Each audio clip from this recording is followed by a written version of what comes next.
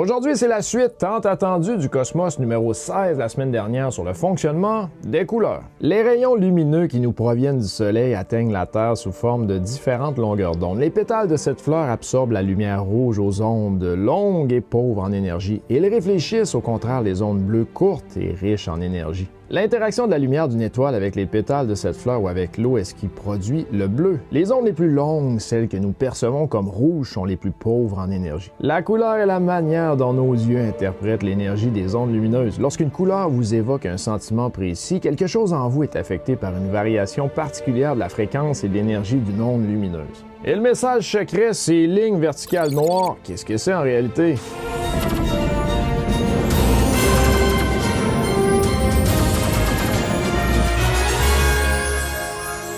Les lignes verticales noires se produisent lorsque les ondes lumineuses d'une couleur précise sont absorbées. Et ce phénomène se passe à une échelle bien plus petite que celle à laquelle nous avons l'habitude d'évoluer. 10 milliards de fois plus petite, en réalité, c'est minuscule. Pour bien vous expliquer le phénomène, nous allons utiliser un atome. Mais qu'est-ce qu'un atome? Si vous le savez déjà, vous pouvez aller au prochain chapitre dans la description. Si vous ne le savez pas, ça va être important de bien comprendre. Reprenons depuis le début.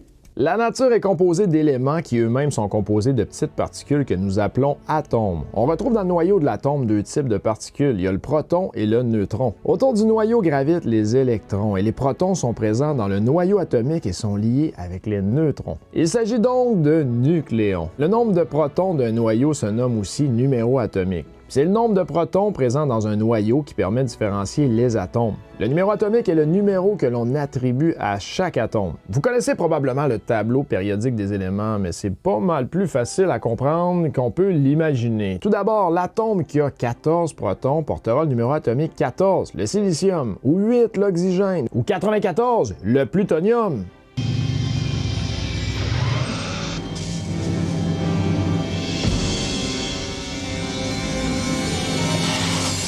Merci. Puis il y a le 92 aussi, l'uranium. Il est particulier celui-là, parce qu'il y a l'uranium 235 et l'uranium 238. Ces deux sortes d'uranium ont le même nombre de protons, 92. Ce qui change, c'est le nombre de neutrons, car l'uranium 235 a 3 neutrons de moins que l'uranium 240, 238. Bon, il suit. Bravo. L'uranium 235, c'est le seul élément naturel que l'on peut casser en deux, tandis que l'uranium 238 ne peut pas être cassé en deux. Et dans un morceau d'uranium naturel, eh bien, nous retrouvons ces deux types. Par contre, l'uranium 235 est en très petite quantité. Mais j'arrête mes explications parce que là, on parle de lumière, on parle pas d'énergie, fait que je vais vous garder cette énergie nucléaire pour un autre cosmos. Il est important de savoir que, contrairement aux électrons, les protons ne peuvent pas être éjectés de l'atome. Les électrons, eux, gravitent dans l'espace vide autour du noyau, le fameux nuage électronique. L'électron a en réalité une très petite masse relative. D'ailleurs, cette masse est trop petite pour être incluse dans les calculs de nombre de masses. Dans un atome neutre, on dénombre autant d'électrons que de protons. Le numéro atomique représente donc autant le nombre de protons que le nombre d'électrons. Si l'atome possède un surplus ou un manque d'électrons, l'atome n'est plus neutre et porte le nom d'ion. En résumé, la masse d'un atome dépend du nombre de protons et de neutrons, car 99,97% de la masse d'un atome se trouve dans son noyau. Le volume d'un atome est donc essentiellement composé de vide, puis les particules les plus imposantes se trouvent concentrées dans le noyau. Si l'atome était la grosseur d'un stade, le noyau aurait la dimension... Une planète. Un petit pois. Hey, il est bon, un petit pois. Il y a donc énormément d'espace à travers un atome. Le tableau périodique regroupe l'ensemble des atomes existants sur Terre. Ces éléments sont formés d'un nombre différent de particules subatomiques, ce qui leur confère des propriétés distinctes. Bon, maintenant qu'on connaît un peu plus l'atome, on va pouvoir continuer à avancer vers le futur. Malgré la grande quantité d'atomes présents dans l'univers, je vais utiliser aujourd'hui celui de l'hydrogène. Mais pourquoi l'hydrogène? Eh bien parce que l'atome d'hydrogène, c'est celui qui est le plus répandu dans l'univers puis aussi le plus simple. Et quand on dit qu'il est plus simple, c'est parce qu'il possède seulement un électron et un proton. Bienvenue dans la réalité quantique. Un électron n'existe pas tout au long de son orbite autour du noyau de l'atome. Il disparaît à un point et réapparaît à un autre. C'est comme si vous montiez un ascenseur du 2e au 4e étage, mais que vous cessiez d'exister entre les deux. Puis un ascenseur quantique ne s'arrête qu'à certains étages. L'orbite des électrons couvre des distances bien précises qui sont différentes pour les atomes de chaque élément. Puis c'est ça qui différencie les éléments. Toute interaction chimique dépend de l'orbite de ces électrons. La force qui retient un électron autour du noyau de l'atome n'a rien à voir avec la gravité. Il s'agit d'une attraction électrique, de l'électricité. Mais non, c'est pas sérieux. L'électron tourne autour du noyau de l'atome d'hydrogène en une danse affolée, effectuant des bonds quantiques d'une orbite à une autre. Plus cette orbite est grande, plus l'électron est riche en énergie. Ça, c'est important. Un électron doit gagner de l'énergie pour atteindre une orbite plus grande et en perdre pour revenir à une plus petite. Tous les bonds vers l'extérieur sont causés par l'absorption d'une onde lumineuse par un atome.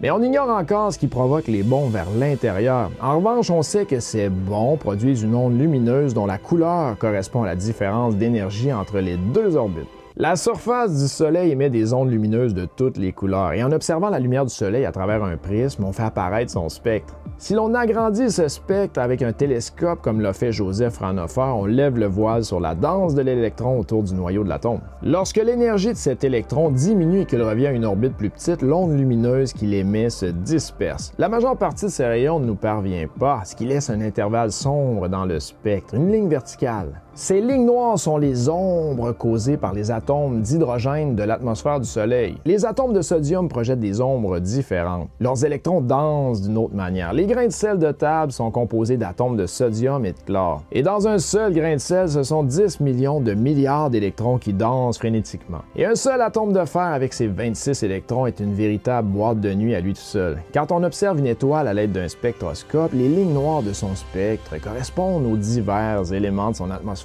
Avec le spectre de la lumière, nous pouvons connaître la composition de n'importe quel objet, aussi bien sur Terre que sur une étoile éloignée. Les lignes de Fraunhofer sont la signature atomique des éléments dans l'espace. Et comme toutes les avancées majeures de l'histoire des sciences, ces lignes donnant naissance à de nouvelles énigmes. Et elles nous firent prendre conscience des secrets que nous renferme encore la lumière. Quand Joseph Fraunhofer décida d'observer le ciel avec un télescope équipé d'un prisme, il nous rapprocha grandement des étoiles. C'est quoi tu regardes en étant dedans?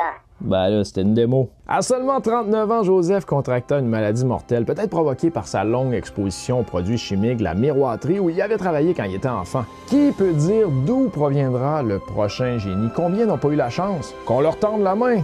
L'acte généreux du prince envers un pauvre orphelin accrut considérablement sa fortune et celle de son royaume. Grâce aux découvertes de Fraunhofer, la Bavière se transformait en un centre technologique de haut niveau. Mais alors que sa mort était imminente, le royaume cherchait à tout prix à préserver son savoir-faire inestimable en matière de verre optique de précision. Mais il ne confia ses secrets qu'à une seule personne au-dessus de tout soupçon, le fameux directeur de l'Hôtel des Monnaies. Et pendant plus de 100 ans, le procédé de fabrication de son verre optique resta un secret d'État du royaume de Bavière. Ce fut un obstacle majeur pour les autres scientifiques de l'époque. Mais concernant ses travaux dans les sciences fondamentales, Joseph Fraunhofer n'avait de secret pour personne. Il savait que la science a besoin d'échanges pour prospérer, que la connaissance de la nature fait partie du patrimoine mondial. Dès qu'il découvrit les lignes spectrales, il publia tout ce qu'il savait à leur sujet. Les répercussions de sa formidable découverte se font encore sentir aujourd'hui. Les lignes spectrales révélèrent que l'ensemble de l'univers visible était constitué des mêmes éléments. Les planètes, les étoiles, les galaxies, notre propre espèce et le reste du monde vivant. N'oubliez pas que nous venons tous des étoiles. Fraunhofer nous a permis de savoir ce que renferment des atmosphères extraterrestres et des galaxies distantes de millions d'années-lumière. En plus de nous révéler la composition d'objets très éloignés, les lignes spectrales nous permettent de connaître leurs mouvements relatifs par rapport à nous. C'est grâce à elles que l'on sait que notre univers est en expansion. Mais la plus grande révélation de la spectroscopie, c'est peut-être la mise en évidence de ce qu'elle ne voit pas. Un univers caché fait de matière noire et 6 fois plus lourd que celui dont nous avons l'habitude. La matière qu'il compose n'émet pas de lumière, n'en réfléchit pas et n'en absorbe pas. On ne sait qu'elle est là que par la force de gravité qu'elle exerce sur les galaxies qui conduit les étoiles à tourner anormalement vite. Il y a bien plus de types de lumière que ce que nos yeux discernent. Limiter notre perception du monde à la lumière visible, c'est comme écouter de la musique sur une seule note. Il y en a tant d'autres. Elles ne diffèrent que par leur longueur d'onde, mais elles changent tout. Par exemple, la lumière infrarouge que découvrit William Herschel, ou la lumière des rayons X, ou encore celle des ondes radio, ou même celle des rayons gamma.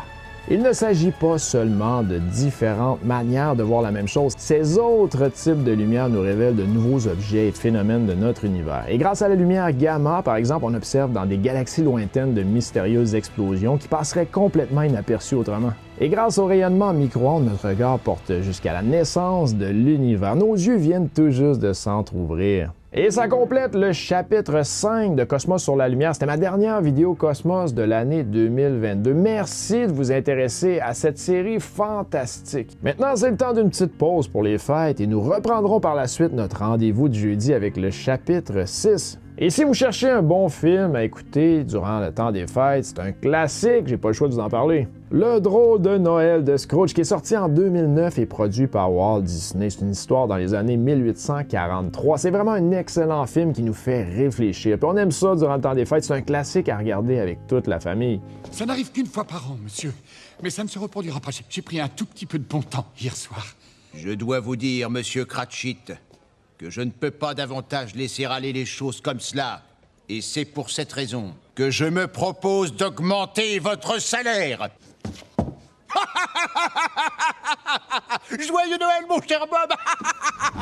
Merci pour cette belle année. Prenez soin de vous, de vos familles, vos amis. Regardez le ciel de temps en temps, puis n'oubliez pas d'être Blue Dot, parce que le futur, wow, c'était haut ça! Comme l'année prochaine, on voit les choses en grand. Ben ça commence maintenant.